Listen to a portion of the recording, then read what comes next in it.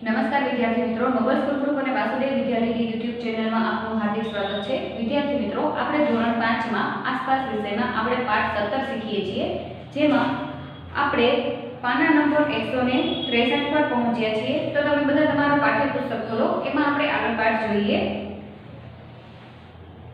તો આપણે ગયા વિડિયોમાં પ્રશ્નોના જવાબ લખ્યા અને આફરીન અને ખુશનૂર જે સલાહ આપે છે કે તમારું જો કોઈ સ્વપ્ન હોય તો તમે એને સાકાર કરવા માટે ઉત્તમ યોગદાન આપો અને તમારા સ્વપ્ન કે તમારી ઈચ્છાને રજૂઆત કરવાની તમે હિંમત રાખો કે જેથી તમે તમારું સ્વપ્ન છે એ પૂરું કરી શકો। હવે આપણે આગળ પાઠ જોઈએ। તો અમે કહ્યું એટલે જે ટીમની ખેલાડીઓ છે એને બધા લોકો જે મળવા આવ્યા છે એમણે કહ્યું કે સમાચાર પત્રમાં તમારા બધા વિશે લખ્યું હતું, હવે વિદ્યાર્થીઓ આ ચોપડીમાં તમારા વિશે વાંચશે, તમને કેવું લાગશે? સમાચાર પત્રમાં આ ટીમે સારો દેખાવ કર્યો હતો રમવા માટે, એટલે રમતમાં તો એમનું સમાચાર પત્રમાં અહેવાલ આવ્યો હતો, પરંતુ હવે સમાચાર પત્રની બદલે વિદ્યાર્થીઓ ચોપડીમાં એટલે કે આપણે આજે પાઠ ભણી રહ્યા છીએ એ હવે વિદ્યાર્થીઓ શીખશે અને એ અફસાના અને ખુશનૂરને આફરીનને એ બધાને જોઈને પોતાને પણ જો કોઈ રમતગમતમાં સારો એવો ઇન્ટરેસ્ટ હશે કે ઈચ્છા હશે રમત રમવાની તો એ પોતાની આમાંથી પ્રેરણા લઈને એટલે કે આફરીન, ખુશનૂર, અફસાના એ બધામાંથી પ્રેરણા લઈને પોતાની પણ રમત રમવાની ઈચ્છાને પૂરી કરશે। તો તમને બધી વિદ્યાર્થીઓને એટલે કે તમને બધાને કેવું લાગશે? તો આફરીન બોલે છે કે અમે આ વાતથી એટલા ખુશ છીએ કે અમારી ખુશી વ્યક્ત કરવા માટે અમારી પાસે શબ્દો નથી। અમને હવે એવું થાય છે કે અમારે અમારા ગામ, શહેર અને અમારા દેશને પ્રસિદ્ધ બનાવવા માટે સારું જ રમવું પડશે। હવે આફરીન શું કહે છે કે સમાચાર પત્રમાં તો લોકોએ વાંચ્યું, પરંતુ હવે ચોપડીમાં આવશે અમારા વિશેનો અહેવાલ, તો એ વાંચીને ઘણા બધા લોકો અમને ઓળખતા થઈ જશે અને એટલા અમે ખુશ છીએ કે એ ખુશી વ્યક્ત કરવા માટે અમારી પાસે કોઈ પણ શબ્દ નથી। હવે અમારે અમારા ગામ, શહેર કે દેશને માટે એટલે કે દેશને નામના અપાવવા માટે હવે અમારે રમત છે એ સારી રમવી પડશે। બધી છોકરીઓ એકસાથે બોલે છે, હા અમારી પણ આ ઈચ્છા છે। હવે કોચ સાહેબ વિશે આપણે કે જે આ અફસાના, ખુશનૂર, આફરીન એ બધાને બાસ્કેટબોલ શીખવે છે એમના વિશે છે। તો જોઈએ આપણે કે આ ટીમ બનાવનાર કોચ નૂર ખાને અમને કહ્યું। કોચ સાહેબનું નામ શું હતું? તો કે નૂર ખાન। નૂર ખાન કહે છે આ બધી છોકરીઓને કે મુંબઈનો આ વિસ્તાર ખૂબ જ ભીડવાળો છે, આ વિસ્તારમાં આ એક જ મેદાન છે, આ અમારું બચ્ચુ ખાન મેદાન છે। કોચ સાહેબ શું કહે છે કે આ વિસ્તાર છે મુંબઈનો એ ખૂબ જ ભીડવાળો વિસ્તાર છે અને આ વિસ્તારમાં ફક્ત એક જ મેદાન છે અને એ મેદાનને અમે બચ્ચુ ખાન મેદાન કહીએ છીએ। અમારા વિસ્તારમાં મુસ્તફા ખાન નામનો એક માણસ રહે છે, દરેક જણ તેનાથી ડરે છે, પરંતુ બાળકો તેને ખૂબ પ્રિય હતા, તેથી લોકોએ તેને બચ્ચુ ખાન નામથી બોલાવવાનું ચાલુ કર્યું। હવે જે મુસ્તફા ખાન નામનો એક માણસ હતો એનાથી એ વિસ્તારના બધા લોકો ડરતા હતા, પરંતુ એ જે મુસ્તફા ખાન હતો એને બાળકો ખૂબ જ પ્રિય હતા, એટલા માટે તેને લોકો બચ્ચુ ખાન નામથી બોલાવવાનું શરૂ કરી દે છે। ત્યારે આ મેદાન ન હતું, તે ફક્ત કાદવવાળી જમીન હતી। બચ્ચુ ખાન બાળકોને રમતનો અભ્યાસ કરાવતો, અમે પણ તે બાળકોમાંના જ હતા। હવે જે આ કોચ સાહેબ છે એ બચ્ચુ ખાન એટલે કે જે મુસ્તફા ખાનને બચ્ચુ ખાનના નામથી ઓળખતા હતા, ત્યારથી બચ્ચુ ખાન છે એ શું કરતા હતા? તો કે જે મેદાન અત્યારે ત્યાં આ બધી ખેલાડીઓ બાસ્કેટબોલની રમત શીખી રહી છે ત્યાં ફક્ત કાદવવાળું મેદાન હતું, પરંતુ બચ્ચુ ખાને બાળકોને રમતનો અભ્યાસ કરાવતા હતા। એ કાદવવાળા મેદાનમાં પણ બાળકોને રમતનો અભ્યાસ કરાવતા હતા અને એમાંના બાળકોમાં પણ હું એક હતો। બચ્ચુ ખાનની નિષ્ઠા અને અભ્યાસના કારણે આ વિસ્તારના ખેલાડીઓ બીજા દેશોની ટીમ સામે સ્પર્ધા કરવા સક્ષમ બન્યા। હવે બચ્ચુ ખાન કે જે મુસ્તફા ખાનના નામથી પણ ઓળખાય છે, એની નિષ્ઠા અને એના અભ્યાસના કારણે એટલે કે એની નીચે જે બધા ખેલાડીઓ આ રમતનો અભ્યાસ શીખ્યા હતા તેના લીધે તે વિસ્તારના ખેલાડીઓ છે એ બીજા દેશોની ટીમો સામે સ્પર્ધા લડવા માટે સક્ષમ બની જાય છે। બચ્ચુ ખાનની જેમ મેં આ વિસ્તારના બાળકોને તાલીમ આપી છે, આજે અમારી ટીમમાં ઘણા એવા છે જેઓ આંતરરાષ્ટ્રીય કક્ષાએ રમે છે, કેટલાકને તો અર્જુન પુરસ્કાર પણ મળ્યા છે। હવે શું કહે છે કે બચ્ચુ ખાન જે રીતે બાળકોને શીખડાવતા હતા એ જ રીતે હું એટલે કે નૂર ખાન જે છે અત્યારના કોચ સાહેબ જે આફરીન અને ખુશનૂરના એ બચ્ચુ ખાનની જેમ જ બાળકોને બાસ્કેટબોલ શીખવાડે છે અને એમાંથી ઘણા બધા એવા ખેલાડીઓ છે કે જે આંતરરાષ્ટ્રીય ક્ષેત્રે એટલે કે આપણા દેશની બહાર પણ રમે છે અને અર્જુન પુરસ્કાર પણ મેળવ્યા છે. નૂર ખાને ચાલુ રાખ્યું. છેલ્લા કેટલાક વર્ષોમાં અમે છોકરીઓની ટીમ પણ બનાવી છે. અમારી ટીમની છોકરીઓ મહારાષ્ટ્ર રાજ્ય માટે રમે છે. તેઓ સારી શિસ્તબદ્ધ રીતે રમે છે. અમારા છોકરાઓ અને છોકરીઓ જુદા જુદા કુટુંબમાંથી આવે છે. કેટલાક ગરીબ ઘરના તો કેટલાક ધનવાન ઘરના છે. કેટલાક ઉર્દુ માધ્યમમાં અને કેટલાક અંગ્રેજી માધ્યમમાં ભણે છે. પરંતુ એકવાર અહીં આવ્યા પછી તેઓ એક ટીમની જેમ વર્તે છે અને એકતા એ અમારી ટીમનો જીવન મંત્ર છે. જ્યારે આફરીન ખુશનૂર અને એ બધા જ્યારે બીજી ટીમ સાથે રમવા જાય છે ત્યારે પણ આફરીન ખુશનૂર અફસાના એ બધા શું કહે છે કે અમારી ટીમમાં જેવી એકતા છે એવી બીજી કોઈ ટીમમાં એકતા નથી. એવી જ રીતે નૂર ખાન પણ કહે છે કે અમારા ટીમમાં છોકરાઓ અને છોકરીઓ બંને છે અને એ બધા સારી રીતે એટલે કે શિસ્તબદ્ધ રીતે રમે છે. છોકરાઓ અને છોકરીઓ બંને જુદા જુદા કુટુંબમાંથી આવે છે એટલે એવું જરૂરી નથી કે બધા સાવ ગરીબ ઘરના છે કે બધા સાવ ધનવાન ઘરના છે. અમુક છે ધનવાન છે, અમુક છે એ ગરીબ છે.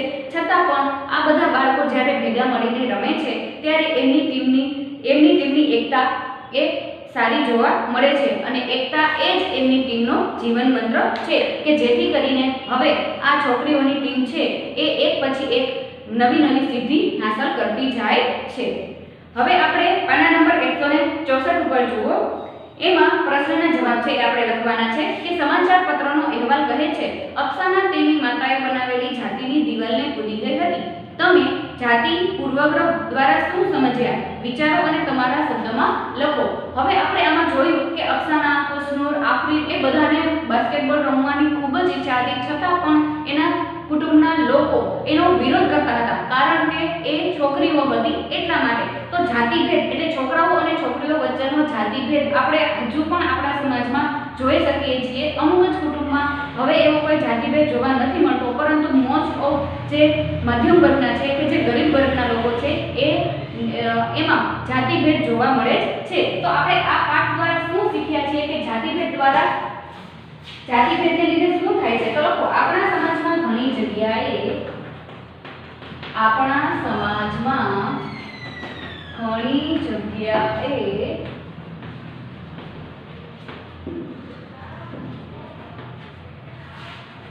હજુ પણ છોકરાઓ અને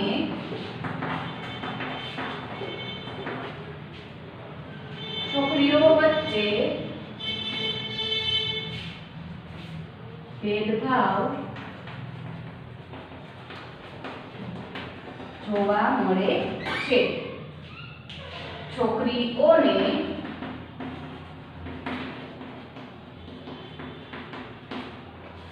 છોકરાઓ જેટલી સ્વતંત્રતા મળતી નથી અથવા તો ઘરના લોકો છોકરીઓને છોકરા જેટલી સ્વતંત્રતા આપતા નથી. જ્યારે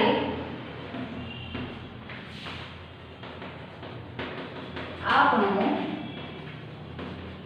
ઇતિહાસ સાક્ષી છે કે છોકરીઓ અને સ્ત્રીઓનું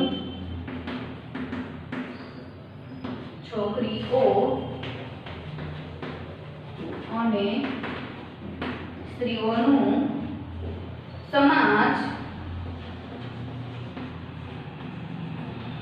માટે મોટું યોગદાન રહેલું છે. છતાં પણ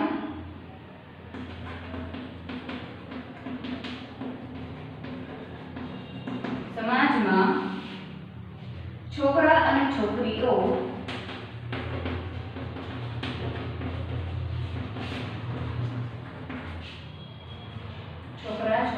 વચ્ચે રહેલા ભેદને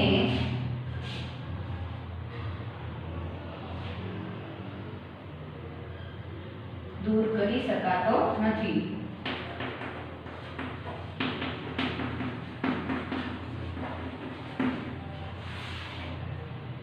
ગમે એટલા આપણે સુધરી જઈએ અથવા તો સમયની સાથે આપણે કદમ મિલાવીને ચાલીએ, પરંતુ અમુક કુટુંબમાં કે અમુક સમાજમાં હજુ પણ આવી જ રીતે છોકરા છોકરીઓ વચ્ચેનો ભેદભાવ જોવા મળે છે.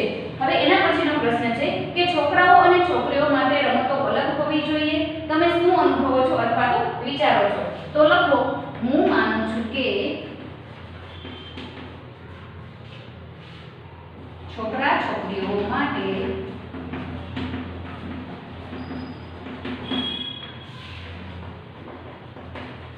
રમતો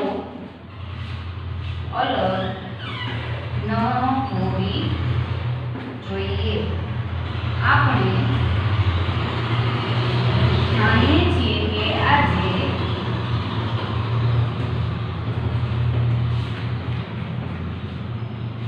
રાષ્ટ્રીય અને આંતરરાષ્ટ્રીય અને આંતરરાષ્ટ્રીય ક્ષેત્રે છોકરીઓ રમતોમાં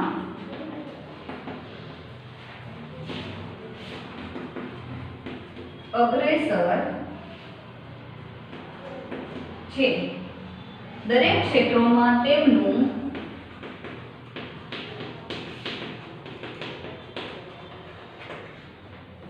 યોગદાન છે.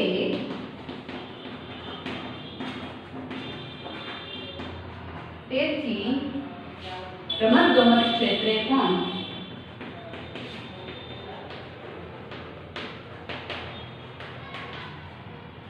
બંને વચ્ચે સમાનતા, બંને વચ્ચે એટલે છોકરાઓ છોકરીઓ વચ્ચે સમાનતા હોવી જરૂરી છે અથવા હોવી જોઈએ. હવે એના પછીનો પ્રશ્ન છે કે જો તમને તમારી ટીમના નેતા બનાવવામાં આવે તો તમે તમારી ટીમને કેવી રીતે તૈયાર કરશો? જો ક્યારે પણ તમને આ તક મળે તો એ ગુમાવવાની નહીં. અને તમારી ટીમને તમે કેવી રીતે તૈયાર કરશો? તો લખો, ખેલાડીઓ એકબીજાની ઇજ્જત કરે,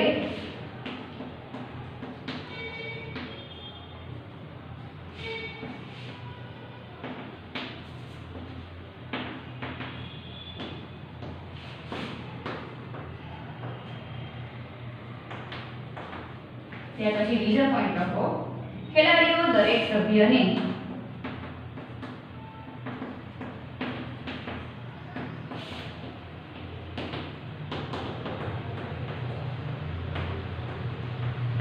પ્રોત્સાહિત કરે.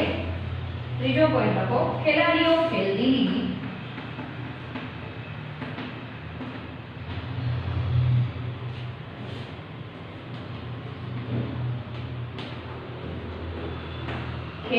અને નિષ્ઠા તથા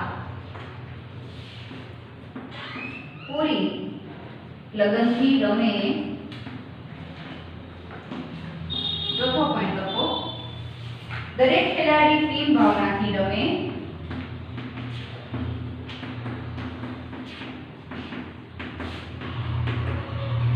ટીમ ભાવનાથી રમવું અને પોતાના વ્યક્તિગત ભાવથી રમવું એના કરતા ટીમ ભાવનાથી રમીએ તો શું થાય કે આપણી ટીમ છે એ સારો એવો દેખાવ કરી શકે અને સામેવાળી ટીમને આપણે હરાવી શકીએ. હરીફ ટીમની હાર થાય તો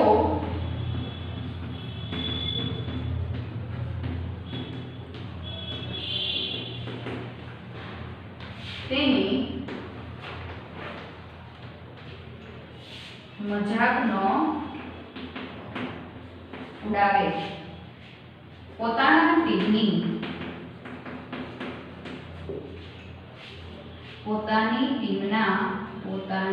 ટીમના ખેલાડીની ભૂલ થાય તો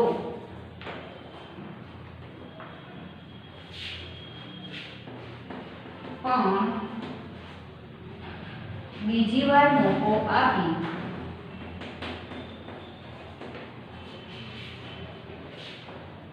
વધુ સારો દેખાવ કરવા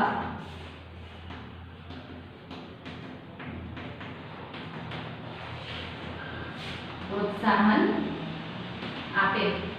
તો તમને જો આવી રીતે તમને નેતા બનાવવામાં આવે તો તમારે આટલી બાબતોનું ધ્યાન રાખવું જોઈએ. તો વિદ્યાર્થીઓ તમે આ બધા પ્રશ્નના જવાબ લખી લો.